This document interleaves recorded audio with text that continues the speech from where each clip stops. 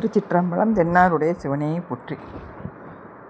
திருத்தணிகை அந்த தலத்துக்கு பலவேறு பெயர்கள் இருக்குது. அதனுடைய காரண பெயர்கள் என்னென்ன அப்படின்னு பார்க்கலாம். இந்த பொன்னுலகத்தில் உள்ள செல்வங்கள் எல்லாத்தையும் தன்னிடத்தில் நிறைய பெற்ற காரணத்தால் அந்த ஊருக்கு பூரணகிரி அப்படின்னும், அடியார்களுடைய விருப்பங்களை ஒரு கணப்பொழுதில் நிறைவேற்ற காரணத்தால் கணிகாச்சலம் அப்படின்னு பேர் இருக்குது. எல்லாத்துக்கும் மூல காரணமாக இருக்கக்கூடிய சிவபெருமானே முருகக்கடவுளே மூலக்காரணன் அப்படின்னு தொழுத காரணத்தால் மூலாத்திரி என்றும், கருங்குவளை மலர் தினந்தோறும் அங்கே பூக்குமா, அதனால் அல்லகாத்திரி என்றும் பேர் பெற்றிருக்கு.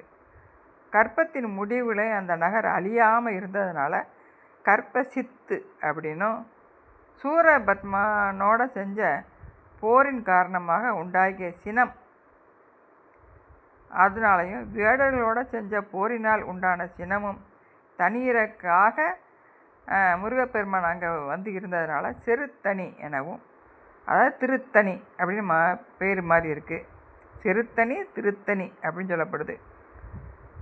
முருகப்பெருமான் வந்து பிரணவ பொருளை சிவபெருமானுக்கு உரைத்த இடம், அதனால் பிரணவார்த்த நகரம் அப்படின்னும், இந்திரன் வரம் பெற்ற இடம், அதனால் இந்திர நகரி என்றும், நாரதருக்கு விருப்பமான இடம், அதனால் நாரத பிரியம் அப்படின்னு அழைக்கப்படுது.